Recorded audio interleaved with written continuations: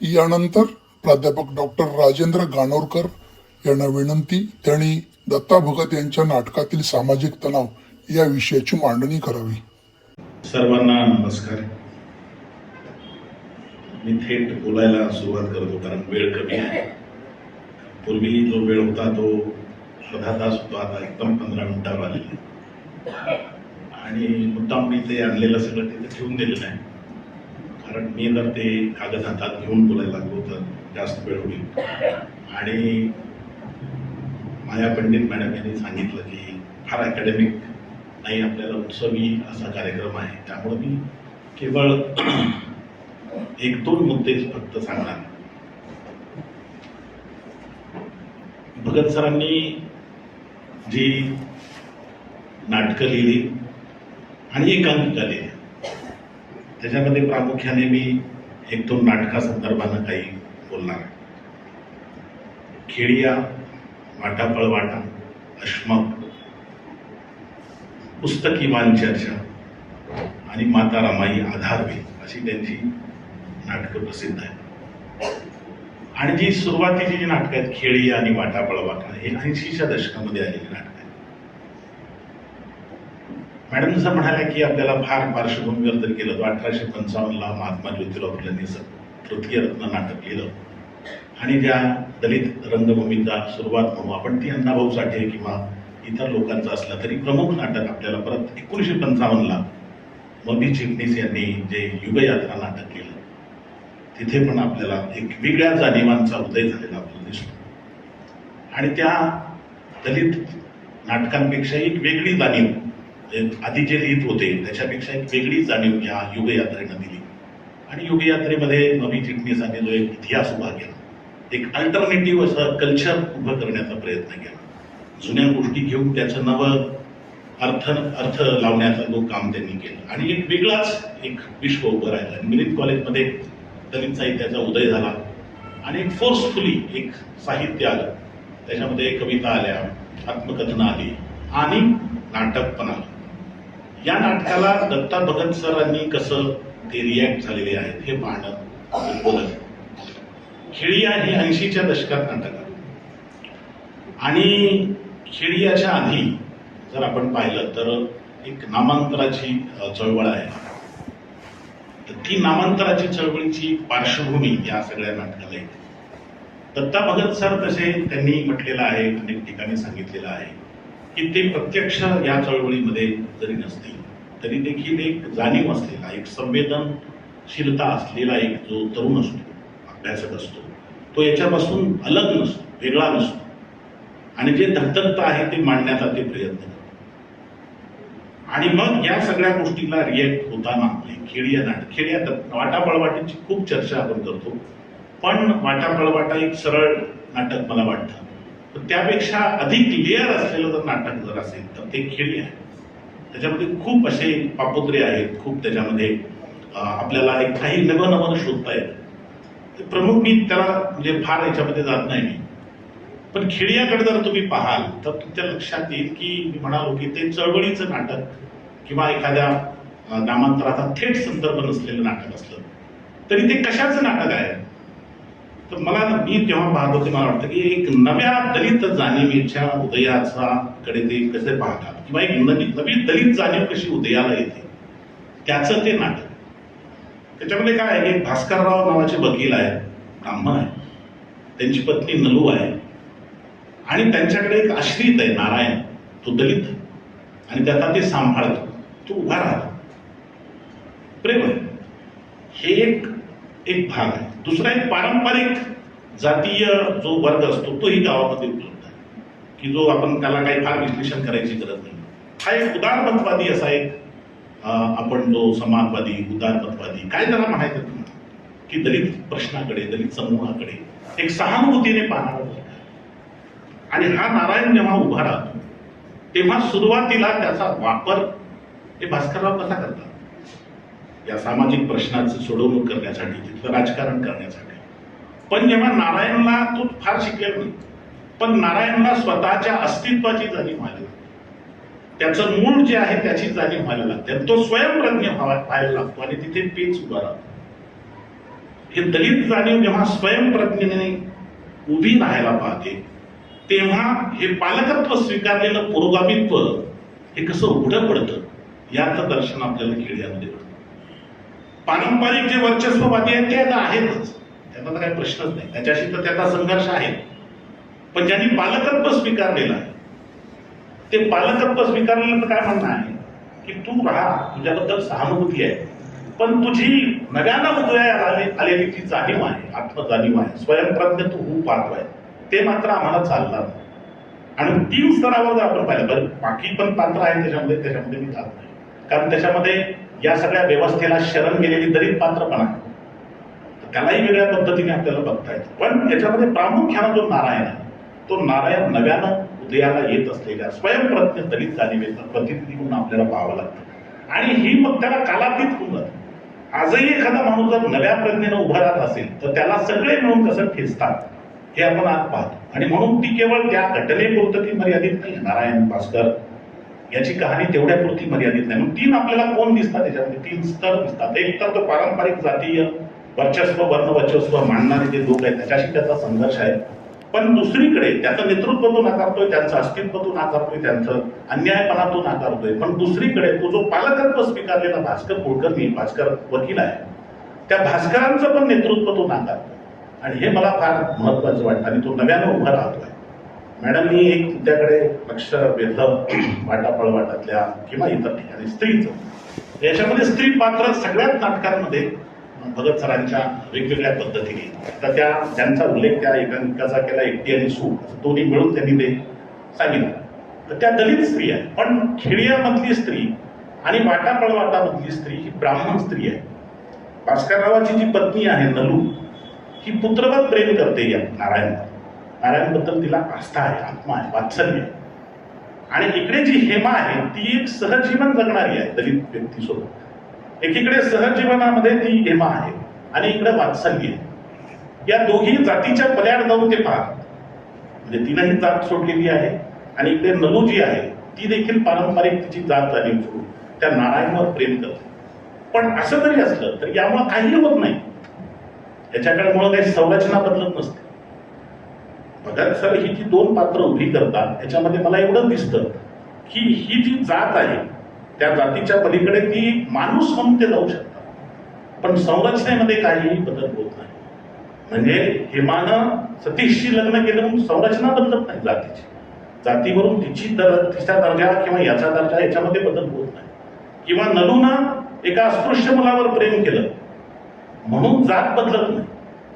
Bhagat sir फक्त या 2 समूहांमधला एक सेतू, एक पूल निर्माण करतात आणि तो पूल जाणीवपूर्वक ते स्त्रियांच्या माध्यमातून निर्माण करतात. हे मला फार मोलाचं वाटतं. कारण 80च्या दशकामध्ये म्हणजे त्या काळात खरं तर स्त्रीवाद किंवा अशा पद्धतीचा अभ्यासाला नुकतीच सुरुवात झाली होती. अशाही एका काळामध्ये नलूसारखं पात्र, हेमासारखं पात्र भगत सर निर्माण करतात आणि एक पूल निर्माण करतात, एक नैतिकतेचा पूल, एक वात्सल्य आणि इकडे एक सहजीवनाचा पूल ते निर्माण करताना आपल्याला दिसतात. आणि म्हणून मला असं वाटतं की ही जी 2 पात्र आहेत नलू किंवा हेमा, हे एक वेगळ्या पद्धतीने आपल्याला बघता येऊ शकतो. दुसरी एक खरं तर सगळ्यात नाटकावर बोलता येईल पण मला माहित नाही मी घेतलं.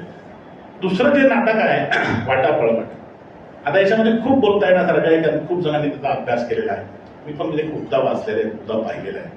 पण मग त्या याच्यामध्ये न जातं, कारण आपण सगळेच प्रयोगशील असे लोक, परफॉर्मिंगवाले लोक, आपण फार अकॅडमिकमध्ये न जाता, मला मुद्दाम मी माध्यमाचा विद्यार्थी, मी जेव्हा भगत सरांचं नाटक हे पुन्हा पुन्हा पाहत होतो तर ते बाकीचं जे आहे की 3 पिढ्या आहेत, 3 पिढ्याचा संघर्ष आहे, काका आहेत, सतीश आहे, अर्जुन आहे आणि हा संघर्ष त्यांनी मांडलेला आहे. खरं तर एकाच वेळेस त्या 3 पिढ्या एकाच पिढी अस्तित्वात असू शकतात. एकाच म्हणजे पिढीमध्ये सुद्धा हे 3 प्रकारचे लोक असतात. अशा वेगवेगळ्या पद्धतीनं पाहता येतात. तो मुद्दा नाही माझा, तो जो काही इश्यू आहे त्या इश्यू पुरतं नाही.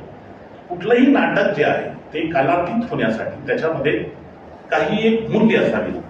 आणि म्हणून मला मी जेव्हा तेंडुलकरांनी भगत सरांबद्दल लिहिलेलं वाचलं की तेंडुलकर म्हणाले की मी असंच नाटक लिहितो, भगत सर पहिल्यांदा ठरवतात काय सांगायचं ते आणि मग ते लिहितात.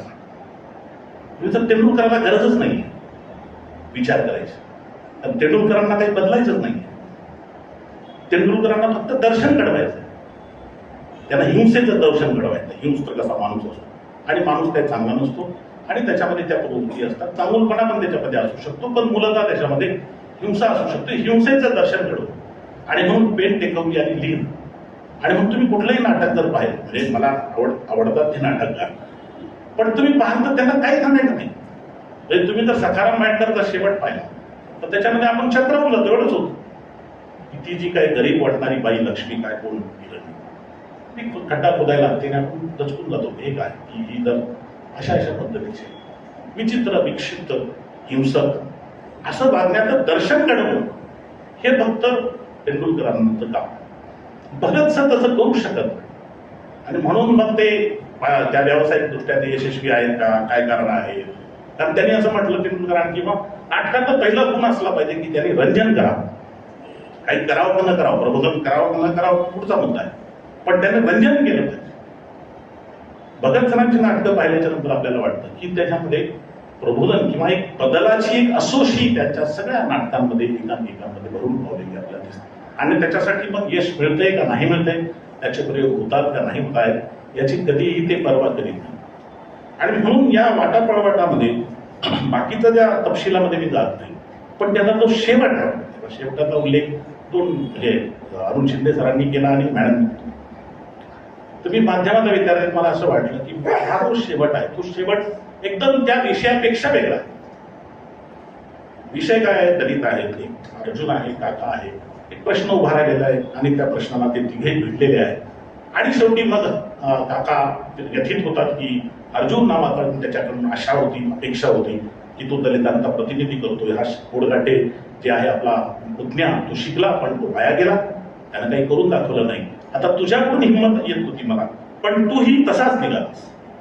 आणि मग दलित चळवळीचं विश्लेषण की बाबा भंडारे गेले, अमुक गेले, तमुक गेले, रुपवते गेले, दादासाहेब गेले आणि मागे उरला चिखोर, माझी हिंमत कसली वगैरे वगैरे ते म्हणतात. आणि मग तूही त्याच वाटेने निघालास आणि तेही त्या अस्वस्थतेमध्ये आणि त्याच्या ह्याच्यामध्ये संपतात. मग आता हा सतीश उरलेला आहे, अर्जुन उरलेला आहे, हेमा उरलेली आहे. आणि अर्जुन येऊन आपल्या शिक्षकाला सुनावतो आणि ते वाक्य मला फार महत्वाचं वाटतं. घर देतं का घर, मॅडम म्हणाले, त्याहीपेक्षा मला जास्त काळी चिरत जाणारं जे कुठलं वाक्य असेल तर ते वाक्य आहे की किंमत मोजावी लागते सर, किंमत मोजावी लागते. तुम्हाला जर बदल हवा आहे, तुम्हाला जर परिवर्तन हवं आहे तर तुम्हाला त्याची किंमत मोजावी लागते. हे अर्जुन त्याच्या तोंडावर फेकून जातो आणि मग ते दोघं जण अस्वस्थ असतात. मग तुम्ही सगळ्याच कोसळल्यासारखं वाटतं. हतबलता जी आहे, सतीशची हतबलता आहे की आता काय करावं, हे सगळीकडून आपण कोसळतोय, कुठेही आशेचा किरण दिसत नाही. आणि मग मी पाहतो की अकिरा कुरोसावा नावाचा एक जपानी दिग्दर्शक, अकिरा कुरोसावा, त्याचा राशोमन नावाचा फार गाजलेला चित्रपट आहे आणि सगळे क्लासिकवाले ते हमखास बघतात, त्याची पुन्हा पुन्हा चर्चा करतात. आणि त्यामुळं मी पण ते बऱ्याचदा सिनेमा पाहिला आणि मग एकदम मला लक्षात आलं की अरे हा शेवट आणि हा शेवट हा सारखा कसा, त्याच्यामध्ये साम्य कसं काय. तर राष्ट्रमान आपल्यापैकी बऱ्याच जणांनी पाहिला असेल, कोल्हापूर तर काय सिनेमाची नगरी आहे, अभ्यास भरपूर आहे. राष्ट्रमानमध्ये ही एक घटना घडलेली आहे आणि त्या घटनेचं पाऊस खूप कोसळतो आहे, जुनं गेट आहे आणि त्या गेटवर हे बसलेले आहेत काही लोक आणि ते चर्चा करतात. तर काही विषय नाही, पाऊस थांबण्याची वाट पाहिजे. तर एक घटना घडलेली, एक वाट सुरू आहे किंवा एक सैनिक आहे, तो आपल्या बायकोला घेऊन जातोय आणि एक लुटारू येतो आणि त्यांच्यामध्ये झडप होते आणि त्याच्यामध्ये तो त्या जो सैनिक आहे त्या सैनिकाला मारतो, हिच्यावर बलात्कार करतो. आणि मग यांना उभं केलेलं आहे न्यायालयामध्ये आणि न्यायालयामध्ये साक्ष होते. तर ती साक्षीचा तो सैनिक, मग ती बाई वेगळी साक्ष देते, तो जो ताजो मारो आहे तो वेगळी साक्ष देतो, जो गुंड आहे किंवा तो लुटारू आहे. आणि मग तो मेलेला जो व्यक्ती आहे त्याची आत्मा बोलून त्याच्याकडून बोललं जातं, ज्यानं पाहिलंय ते वेगळ्या पद्धत. अशी ती कथा आहे, म्हणजे सत्य नेमकं काय असतं अशी ती कथा. आणि ही सगळी नॅरेशन झाल्याच्या नंतर पाऊस थोडासा निथळत असतो आणि त्यावेळेस ते म्हणतात की कशावरच विश्वास ठेवावा, कुणावर विश्वास ठेवावा. जसं सतीश बोललेला आहे हताशपणा, तसाच ते म्हणतात की आता कुणावर विश्वास ठेवावा. हे सगळं असं जर असेल, हे वास्तव असेल, असं जर असेल, कुणी कुणाबरोबर भरोसा नाही, कोण कुणाला मारेल, कोण नाही. आणि ते निराश होत बसलेले असतात. तेव्हा मागे एक बाळ रडण्याचा आवाज येतो आणि तिघेही धावतात. एक असतो सामान्य माणूस, एक कॉमन नागरिक आहे, एक आहे लाकूड तोड्या की ज्यानं त्या प्रत्यक्ष पाहिलेला आहे, त्याला काही सापडलेला आहे, तो लाकूड तोड्या आहे. तिसरा एक बौद्ध भिक्खू आहे. हे 3 माणसं तिथे असतात आणि ते तिघेही पळत जातात. तर तो सामान्य नागरिक आहे, ते सगळे वस्त्र गोळा करतो आणि तो पळून जाण्याचा प्रयत्न करतो. लाकूड तोड्या त्याला पकडतो आणि त्याला म्हणतो, किती स्वार्थी असतो, बाळाचे कपडे घेऊन चालतो. त्यावेळेस तो सामान्य माणूस म्हणतो, स्वार्थी कोण नाही, स्वार्थी कोण नाही, तूही स्वार्थी आहेस. तुझी गोष्ट सांगायला लागले तर त्याच्यामध्ये एक जो चाकू होता आणि त्याला एक हिरा लावलेला होता, तो सापडत नाहीये. आराम करत तूच नेलास, तू चोरलेला आहेस आणि तू सांगत नाही. त्यावेळेस तो वरम. मग बौद्ध भिक्खू काय करतो, तो मुलगा जो आहे तो जवळ घेतो, हातामध्ये घेतो आणि काही क्षण जातात. तो लाकूड तोड्या म्हणतो, लाकूड तोड्या त्या बौद्ध भिक्खूकडे जातो आणि तो बाळ घ्यायचा प्रयत्न करतो. त्यावेळेस बौद्ध भिक्खू उद्विग्न होऊन म्हणतो की अरे एवढं तर राहू द्या, हे तर राहू द्या. त्यावेळेस लाकूड तोड्या म्हणतो, तसं नाही, माझ्याकडे आधीच 5-6 मुलं माझ्या कुटुंबामध्ये आहेत, हे एक मूल मी घेऊन जातो, मला काही जड होणार नाही. आणि त्यावेळेस बौद्ध भिक्खू म्हणतो की आता माझा माणुसकीवरचा विश्वास तुझ्यामुळं जिवंत राहील, तुझ्यामुळं आता माझ्यावर माणुसकीचा विश्वास जिवंत आहे. इकडे जर तुम्ही पाहाल तर इकडे ते म्हणतात की काही नाही, आता सगळं संपलेलं आहे. त्यावेळेस हेमा म्हणते, आणि हे हेमा म्हणते हे फार महत्वाचं आहे. हेमा असं म्हणते की असं का करतं, की असं काही बिघडलेलं नाही. अर्जुनला जर वाटलं असतं तर अर्जुननं सोनल, ती आता तुम्ही नाटक पाहिलेलं आहे, की सोनल ही जी दासराव गुरुजीची मुलगी आहे, ब्राह्मण मुलगी, त्याच्यावर याचं प्रेम आहे, तिचं याच्यावर प्रेम आहे, पण तो व्यक्त करू शकत नाही, कारण त्याला माहित आहे की याच्यामधून पुढं काही फार निष्पन्न होणार नाही. अशा वेळेस ती हेमा असं म्हणते की जर वाटलं असतं अर्जुनला तर अर्जुननं तिचा सूड घेतला असता दंगलपेठीने, पण तसं न करता अर्जुननं तिला घरी नेऊन सोडलेलं आहे, सुखरूप घरी नेऊन सोडलेलं आहे.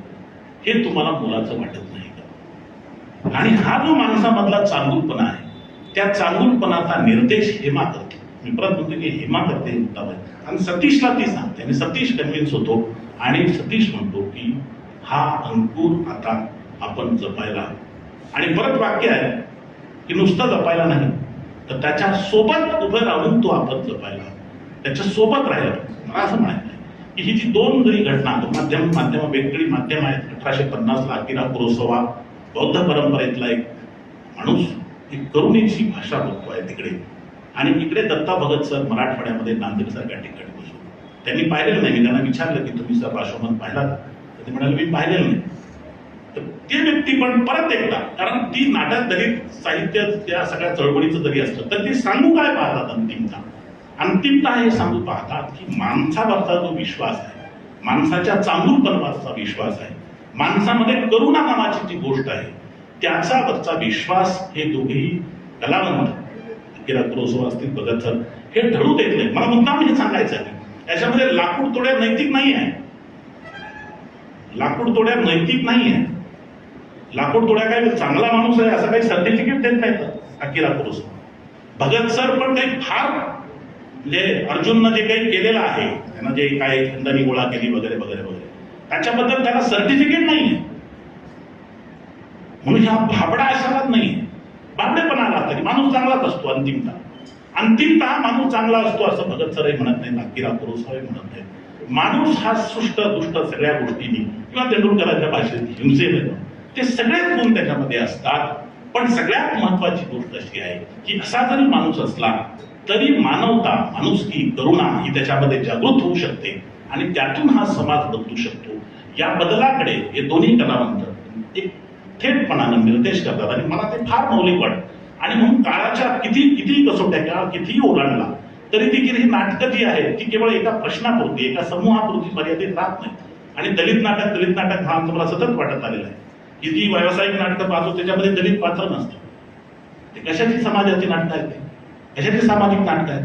पण दलिताचं नाटक पाहिलं त्याच्यामध्ये सर्वची पात्र आहेत, दलिताची पात्र आहे, म्हणजे समाजाची पात्र आहे. कशाचं दलिताचं नाटक? हे छोटं नाटक आहे ज्याच्यामध्ये सगळा समाज येतो, ते दलितच नाटक आहे. सगळा गाव येतो त्याच्यात, सगळं शहर येतं त्याच्यात. आणि माणसाची जी खरी सामाजिक ओळख या देशानं दिलेली आहे का, त्याला वगळून काय नाटक करतात, ती घेऊन हे नाटक उभं राहतं.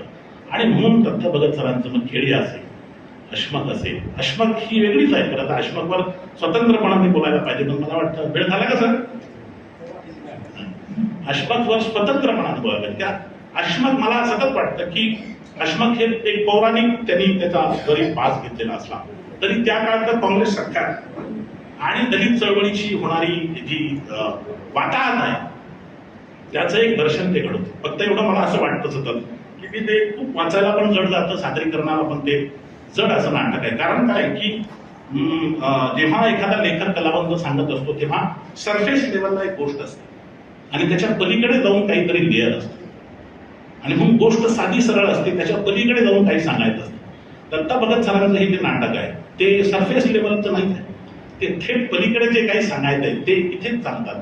आणि त्यामुळे मला असं वाटतं की ते समजून घ्यायला किंवा ते सादरीकरण करायला पण त्याच्यामध्ये खूप मोठं पोटेन्शियल आहे, खूप मोठी त्याच्यामध्ये ताकद आहे की त्यांनी त्याच्यामध्ये ज्या कहाणी पौराणिक संदर्भ जरी घेतलेली असली तरी दलित चळवळीची जी लाभार्थीपणाची जी हौस आहे आणि म्हणून ते अश्मक नावाची जी गोष्ट आहे की ते माठ ते दिले जातात, काही तुम्हाला सवलती वगैरे दिले जातात आणि एक दगड अश्मक त्याच्यावर मारला जातो, तुम्ही घरी पोहोचेपर्यंत ते सगळं गळून जातं. आता दलित राजकारणाचा तेच आहे, थेट उपवर्गीकरणापर्यंत आपल्याला येता येतं की तुम्हाला वाटलं जातं काहीतरी आणि तुम्ही ते खेळत राहता. सत्ता ही चाल कशा पद्धतीने खेळते याचा अतिशय चांगलं मांडणी या नाटकामध्ये केलेली आहे. मी पुस्तकी मान चर्चेचा फक्त एक उल्लेख करून फक्त थांबतो. माता रमाईबद्दल आता बोलत नाही. पुस्तकी मान चर्चा हे अलीकडच्या काळामध्ये भगत सरांनी लिहिलेलं नाटक, म्हणजे दलित चळवळ आहे, सगळा समाज झालेला आहे, 1956ला धर्मांतर झालेलं आहे, एक नवं मनमंतर घडलेलं आहे. पारंपरिक जो आपला समाज आहे त्या समाजातून हा बौद्ध झालेला असा समाज आहे. नवी मूल्य त्यांनी स्वीकार, म्हणजे बाबासाहेबांचं थेट म्हणणं होतं ना की मूल्य नवी असते. बाबासाहेब म्हणाले की संविधान जेव्हा 50ला लागू केलं तर तेव्हा ते म्हणाले की बाबा हे सगळं जे आहे स्वातंत्र्य, समता, बंधुता हे मी बुद्धाकडून घेतलं, फ्रेंच राज्यक्रांतीकडून घेतलेलं नाही. आणि मग बुद्धाची जी समता होती ती समता आली राज्यघटनेमध्ये आणि आता देश आता त्या मार्गाने जाईल. पण त्यांना माहित होतं की राज्यघटनेने समाज बदलत नाही, राज्यघटनेमध्ये तत्व आली म्हणजे ती समाजात येत नाही, समता ही समाजात येत नसते तशी. तर त्याच्यासाठी तुमच्या जीवनाचीच मूल्य बदलावी लागतात, जीवन मूल्य बदलली पाहिजे. तुमची संविधानाची मूल्य तर आहेत पण तुमची जीवन मूल्य काय, पारंपरिक जीवन मूल्य, पण पारंपरिक जीवन मूल्य बदलली पाहिजेत या हेतून त्यांनी 1956ला स्वतः आणि आपल्या सहित आपल्या बौद्ध आपल्या अस्पृश्य बांधवांना बौद्ध धर्माची दीक्षा दिली, नवं मूल्य दिलं, स्वातंत्र्य, समता, बंधुता, विवेकवाद, विज्ञानवाद. सगळ्यात विवेकशीलता, विज्ञानवाद हा पण त्याच्यामध्ये जोडू. त्यांना विचारलं की तुम्ही का करताय धर्मांतर, ते समता आहे, विवेक आहे, विज्ञान, या सगळ्या गोष्टीसाठी त्यांनी धर्मांतर केलं. 1956च्या नंतर काही काळापर्यंत हे जे मूल्य बदलाची जी एक गती होती, चळवळ होती, ती मोठ्या प्रमाणात होती. देवधर्म फेकून द्या, देवधर्म फेकून द्या, सगळी अडगळीत टाकून दिली, विवेकशील व्हा, मंदिरामध्ये पाणी येऊ देत नाहीत, मंदिरच सोडून द्या, ही सगळी एक चळवळ झाली. परंतु 60-70-80च्या दशकामध्ये येता येता हा समाज आरक्षणाच्या किंवा नोकऱ्या याच्यामधून मोठ्या एक मुख्य समूहाशी तो जोडल्या गेला आणि त्याला वाटू लागलं की यांनी आपला स्वीकार केला आहे आणि त्यांच्यासोबत राहता राहता त्याला वाटू लागलं की ती जुनी मूल्य पण आपल्याकडे राहिली पाहिजे. आणि मग नुसती प्रतीकांची यातला बदल झाली. बाबासाहेब गेले, म्हणजे गणपती गेले आणि मग बाबासाहेब आले, मग हे गेलं ते आलं, म्हणजे तिथं काय दहावं गेलं आणि पुण्यानुमोदन कार्यक्रम आला. काय प्रत्येक गोष्ट त्या पद्धतीनं सतत म्हणतो की सामाजिक संबंध काही बदलले. बौद्ध म्हणजे हिंदू सासू सासू आणि सासूसून आणि बौद्ध सासूसून याच्यामध्ये काही फरक झाला, तो झाला नसेल तर तुमच्यामध्ये मूल्य बदल झाला नाही. यामध्ये या नाटकामध्ये त्यांनी पुस्तकी वाद चर्चा असं नाव दिलेलं. एक रिटायर्ड रत्नपारखी प्राध्यापक आहेत आणि त्यांची पत्नी जी आहे ती पारंपरिक आहे. तिच्यामध्ये ते सगळे जे परंपरेचे जे सगळे अवशेष आहेत ते टिकून आहे आणि त्याच्यामधून तो संघर्ष उभा. तो कथाकार आहे की तो एकीकडे फुले आंबेडकर बोलतो, विज्ञानवाद बोलतो, सामाजिक परिवर्तनाचं बोलतो आणि पत्नी मात्र घरी या पद्धतीनं वर्तन करताना दिसते. हा तो पेच आहे आणि हा पेच मग तुम्ही जर पाहाल तर हा पेच पुण्या एकट्याचा राहत नाही, तर तो सार्वत्रिक पातळीवरचा जो पेच आणि सतत जो दलित चळवळीवर जो आघात होतो तोच हाच आहे की तुम्ही समतेची भाषा करता पण तुमच्या पितृसत्तेचं काय, दलितांमधल्या पितृसत्तेचं काय, दलितांमधल्या म्हणजे तुम्ही एक मध्ये माझ्याकडे एक स्कॉलर आल्या होत्या, स्मिता पाटील म्हणून होत्या. त्यांनी माझ्या बायकोची मुलाखत घेतली. मी म्हटलं घेऊ नका त्याची मुलाखत. नाही घेऊ द्या म्हणजे आम्हाला, तुम्ही थांबू नका, आम्ही विचारत होते. आणि तिला त्या विचारायला लागले प्रश्न की तुम्ही तर इतके बोलता एकीकडे, तिची काय मानसिकता आहे, तिचं काय जगणं आहे, ते का नाही आहे. आणि हा जो एक मोठा प्रश्न आहे. आणि मग नंतर आपल्या लक्षात येते की 70-80 पर्यंत येता येता ही जी धम्म चळवळ आपण त्याला म्हणू, मूल्यांतर करण्याची, मन्वंतर करण्याची चळवळ मागे पडली. राजकारणामध्ये इतके लोक मशगूल झाले की याच्याकडे कर्मकांडाकडे हे चुकायला. म्हणजे आता बौद्ध कर्मकांड आणि हिंदू कर्मकांडामध्ये काही फरक नाही. हिंदू बौद्धवाद त्याला असं म्हणतो, हा हिंदू बौद्धवाद आहे. म्हणजे तेच आहे सगळं, फक्त त्याचे रूप बदलले. आमच्यामध्ये हे नसतं. बाकीचे जसे म्हणतात आमच्यामध्ये हे नसतं, तसे बौद्ध म्हणतात आमच्यामध्ये हे नसतं, आम्ही असं करतो. तर हे जे आहे, तर याला ऍड्रेस करणारं हे पुस्तक ही चर्चा अतिशय महत्वाचं नाटक आहे. आणि त्याच्यामध्ये त्या संवेदनशील प्राध्यापकाची की त्याला ते मूल्य बदलायचं आहे. आणि ते त्यांनी दुसरं पण उभं केलं की असे पण लोक आहेत की त्याला काही त्रास होत नाही, की असे न्यायाधीश आहेत की ते आपले वडील आल्याच्या नंतर ते म्हणतात की आमच्या गावाकडचा माणूस आहे. असा गावाकडचा माणूस आहे सांगताना त्याच्या मनामध्ये एक त्याचा जर आपण काय म्हणू, त्याचा जर ग्राफ घेतला त्याच्या छातीचा किंवा काय आपण कोणतं असतं ते काय कोणती टेस्ट म्हणतात, नार्को, दुसरी एक टेस्ट नार्को टेस्ट तरी त्याचा हल्ला असेल त्या शंका आहे. हलत नाही, कारण त्याला ते नाहीच आहे. पण ज्याला वाटतं की हे बदल व्हावा, बदल घडावा, नवं यावं, त्याची मात्र कुंडी होती. या कुंडीला सुद्धा भगत सरांनी या पुस्तकी वाद्याच्यामध्ये खूप चांगल्या पद्धतीने अभ्यास केलेला आहे. खूप बोलता येण्यासारखा आहे, खूप वेगवेगळे लेअर आहे. पण भगत सरांनी जे काही दिलेलं आहे तर ते केवळ करमणूक म्हणून नाही, केवळ प्रबोधन म्हणून नाही, एक सामाजिक बदलासाठी असुसलेला असा एक सृजनशील कलावंत, एक मोठा कलावंत म्हणून दत्ता भगतांना म्हणजे त्यांचे योगदान खूप मोठं आहे. त्यांच्यावर खूप बोलता येण्यासारखं आहे, खूप लिहिता येण्यासारखं आहे. मी काही भाग लिहिलाही होता, पण मुद्दाम मी तो इथं घेतला तर ते जास्त वेळ जाईल म्हणून मी बोललो नाही. तर या कमी वेळेमध्ये मला जे सांगता येईल ते मी सांगण्याचा प्रयत्न केलेला आहे. आपणही या नाटकानंतर पुन्हा अवलोकन करावं अशी मी विनंती करतो. आणि हा इतका चांगला कार्यक्रम आयोजित केला त्याबद्दल संयोजकांना धन्यवाद.